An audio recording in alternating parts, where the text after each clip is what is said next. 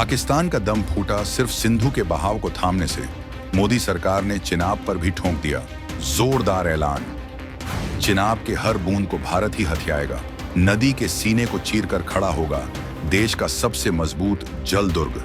4 दशकों बाद चिनाब पर भारत का क्रांतिकारी कदम। पाक को भूलो, चीन के 65 अरब डॉलर वाले सीपीसी पर लटका पानी पानी का संकट। जब भारत ने सिंधु नदी के प्रवाह को अटकाया तो पाकिस्तान में कोहराम मच गया। वहां अब जल के लिए खूनी झड़पें हो रही हैं, मगर पाक को शक भी न था कि सिंधु के बाद भारत और भी घातक चाल चलेगा। सिंधु के बाद अब चिनाब नदी पर भारत ने ऐसा धमाका किया है जिससे पाक का बचा खुचा जल भी भारत के कब्जे में आ जाएगा। और 40 साल बाद जम्मू कश्मीर में वो चमत्कार होने वाला है जिसके बाद पाक भूल जाओ, चीन का अरबों डॉलर का सीपीईसी प्लान भी खतरे की घंटी बजाने लगेगा। भारत के ताजा घोषणा से पाकिस्तान में फिर हंगामा फैल गया है। हम आपको इस बम फोड़ने वाली खबर का पूरा राज खोलेंगे, तो वीडियो से चिपके रहिए। और इस मुद्दे पर आपके क्या ख्याल हैं, कमेंट बॉक्स में जरूर उड़ेल दीजिएगा। तो आइए उस गुप्त अभियान का राज खोलते हैं जिसने एक झटके में पाकिस्तान की आंखों से नींद उड़ा दी और चीन का सुकून छीन लिया। भारत सरकार ने जम्मू कश्मीर के रामबन इलाके में चिनाब नदी पर तैयार हो रही 1856 मेगावाट वाली सावलकोट जलविद्युत योजना को अंतिम पर्यावरणीय हरी झंडी थमा दी है। अब आप सोचेंगे कि ये तो बस एक बांध बनाने की बात है, इसमें क्या इतना हलचल मचाने लायक। लेकिन ठहर जाइए, ये महज एक बांध नहीं, ये पाकिस्तान की धमनियों पर चढ़ा भारत का वो रणनीतिक कंगन है जिसे भारत जब मन करे तब कस ले। ये वो सुप्त राक्षस है जो आखिरी 4 दशकों से सरकारी कागजों की जकड़नों में जकड़ा पड़ा था, लेकिन अब आत्मनिर्भर भारत की गर्जना के साथ सिर उठा चुका है। 31,380 करोड़ रुपए की भारी कीमत पर खड़ा होने वाला ये दुर्ग जब अपनी पूरी ताकत से उभरेगा तो ये न सिर्फ जम्मू कश्मीर का बल्कि पूरे भारत का सबसे विशाल और सबसे चालाक जल विद्युत उद्यम बनेगा। इसकी ताकत का एहसास आप इसी से कर लीजिए कि इसमें 192.5 मीटर ऊंचा, यानी दिल्ली के कुतुब मीनार से 2.5 गुना लंबा एक भारी भरकम स्टील ग्रेविटी बांध गढ़ा जाएगा। ये बांध चिनाब नदी के हृदय पर एक अटल पहरेदार की भांति विराजमान होकर उसके हर बूंद का हिसाब किताब रखेगा। ये न केवल 7,534 मिलियन यूनिट बिजली उगलकर लाखों आबादियों को जगमगाएगा, बल्कि भारत को वो दबदबा देगा, वो कंट्रोल देगा जिसका फायदा उठाने से हम गुजरे 65 बरसों से सिर्फ इसलिए कतराते रहे थे ताकि पड़ोसी के साथ सौहार्द बना रहे। इस सारे तमाशे को, इस महान रणनीति को पकड़ने के लिए आपको पहले उस पुरानी गलती को निगलना पड़ेगा जिसे सिंधु जल संधि कहते हैं।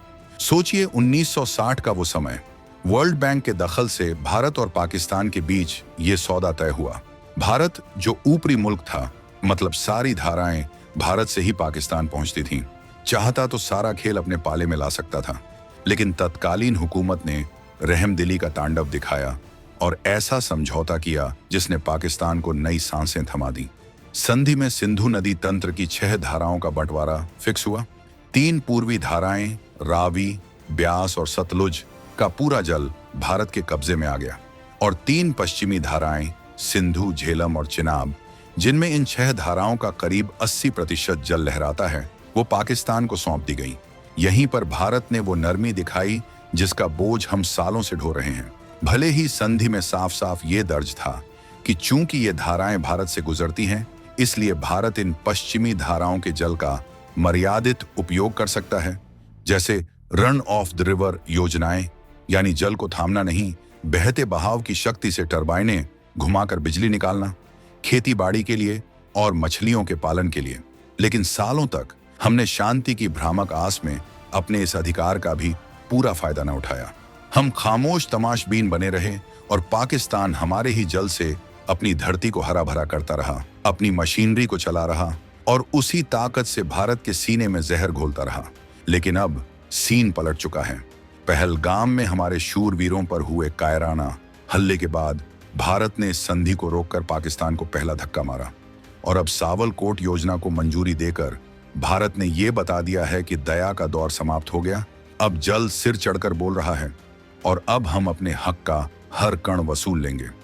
सावलकोट महज बिजली उगलने का धंधा नहीं, ये पाकिस्तान के विरुद्ध भारत का सबसे घातक गैर जंग हथियार, नॉन मिलिट्री वेपन है एक ऐसा जल विस्फोटक जो बिना धमाके के ही फौज तोड़ सकता है। कैसे? इसे जड़ से समझ लीजिए। पाकिस्तान की सारी मशीनरी, उसकी 80% से अधिक फसलें, उसके मोहल्ले, उसके कारोबार, सब इन्हीं पश्चिमी धाराओं, विशेषकर सिंधु और चिनाब के बहाव पर टिके हैं। ये धाराएं पाकिस्तान की रक्तवाहिकाएं हैं, उसकी जीवन रेखा हैं। अब तक इस जीवन रेखा की नल प्रकृति के वश में थी, यानी जब वर्षा बरसती, हिमनद पिघलते तो पाकिस्तान को राहत मिलती। लेकिन सावलकोट जैसे विशाल बांध के बाद इस नल पर भारत का राज हो जाएगा। संधि के दायरे में ही भारत को जल को जमा करने और उसे संभालने का हक मिल जाएगा। अब उस दृश्य की तस्वीर बनाइए जिसकी सरसराहट से ही इस्लामाबाद थर्रा रहा है। अगर पाकिस्तान अपनी शरारतों से बाज ना आता, अगर वो सीमा लांघ कर जहर भेजना न छोड़ता, तो भारत को उसके ऊपर राफेल से आग बरसाने की फिक्र न होगी। न कोई जवान शहीद होगा, न कोई गोलियां चली। भारत बस संधि के नियमों में बंधा रहकर अपने बांध के गेट कुछ हफ्तों के लिए ठप कर सकता है या बहाव को मैनेज कर सकता है। इसका नतीजा क्या? पाकिस्तान की नालियां मरुस्थल में तब्दील हो जाएंगी, पंजाब के उपजाऊ मैदान बंजर टीलों में बदल जाएंगे, खलिहानों में अनाज की जगह रेत उड़ेली जाएगी और गलियों में पेयजल के लिए बवाल मचेगा। उसकी सारी सिस्टम एक धक्के में लुढ़क जाएगी। ये है बिना तलवार चलाए शत्रु को ठीक करने की सच्ची चाणक्य चाल। और ये इशारा सिर्फ पाकिस्तान के लिए नहीं, ये इशारा उस ड्रैगन के लिए भी है जो पाकिस्तान को कंधा देकर निशाना साधता है। चीन का 65 अरब डॉलर का महत्वपूर्ण CPEC प्लान जो पीओके से गुजरता है, वो सिर्फ रास्ता नहीं, उसे दौड़ाने के लिए जल और बिजली जरूरी। जब पूरे क्षेत्र की जीवन रेखा यानी चिनाब पर भारत का कब्जा होगा, तो चीन का यह बड़ा सपना भारत की कृपा पर आ गिरेगा। भारत जब मर्जी तब इस प्लान की बिजली और पानी की सप्लाई को छेड़ सकेगा। ये है सच्ची चीन विरोधी चाल, जहां आप दुश्मन के सबसे प्यारे ख्वाब को उसके सबसे बड़े कालकोप में बदल देते हैं।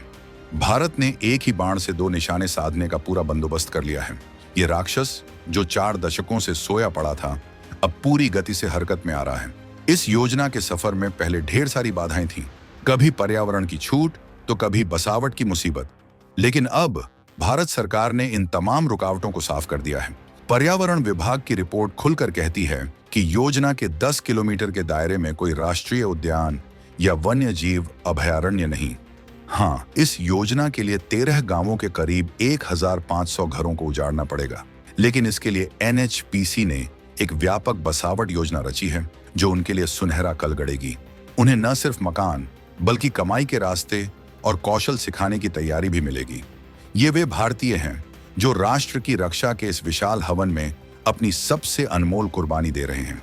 3 जनवरी 2021 को Jammu Kashmir power development corporation और NHPC के बीच हुए समझौते ने इस योजना में नई स्फूर्ति डाली थी। और अब पर्यावरण छूट के साथ जमीन पर धमाल शुरू होने में जरा भी विलंब नहीं। ये योजना जब मुकम्मल होगी तो साल भर में 7,534 मिलियन यूनिट बिजली उगलेगी, जो न केवल जम्मू कश्मीर को बिजली के मामले में स्वावलंबी बना देगी बल्कि सारे उत्तर भारत को चमका देगी। यानी दोस्तों, सावलकोट योजना महज जल विद्युत धंधा नहीं, ये ऊर्जा, प्रकृति, राजनयी और देशभक्ति का एक ऐसा अभेद्य घेरा है जिसे भारत ने अपने शत्रुओं के लिए बुना है। ये उस आधुनिक भारत का उद्घोष है जो अब अपनी नरमी को अपनी निर्बलता न बनाएगा। ये प्रमाण है कि भारत अब अपनी हिफाजत के लिए सिर्फ फौज पर भरोसा नहीं करता, बल्कि वो हर साधन को एक अस्त्र में ढालना सीख गया है, चाहे वो जल ही क्यों ना हो। ये पाकिस्तान के लिए एक सटीक और स्पष्ट धमकी है। जहर फैलाना बंद करो, वरना तुम्हारी प्यास और तुम्हारी उन्नति दोनों की चाबियां हमारे जिम्मे होंगी। और ये चीन के लिए एक चुपचाप संकेत है। ये 1962 वाला भारत नहीं, ये वो भारत है जो तुम्हारी चालबाजी का जवाब एक ऐसी चालबाजी से देगा जिसका ख्याल तुम्हें कभी ना आया हो। लेकिन ठहरिए, चिनाब पर तो भारत ने अपना दुर्ग गढ़ना शुरू कर दिया है। लेकिन क्या आपको पता है कि इसी के साथ भारत ब्रह्मपुत्र धारा पर चीन की सरहद के बिल्कुल आगे एक ऐसा महाबांध खड़ा करने की फिराक में है जो चीन के जल अस्त्र के ख्वाब को ही मिट्टी में मिला देगा और पूर्वोत्तर भारत की सूरत पलट देगा। जानना चाहते हैं भारत के उस गोपनीय अपर सियांग प्लान के राज्य? तो कमेंट में फौरन जाहिर कीजिए और हम अगले वीडियो में उस पूर्वी महाशस्त्र का भंडाफोड़ करेंगे। जय हिंद।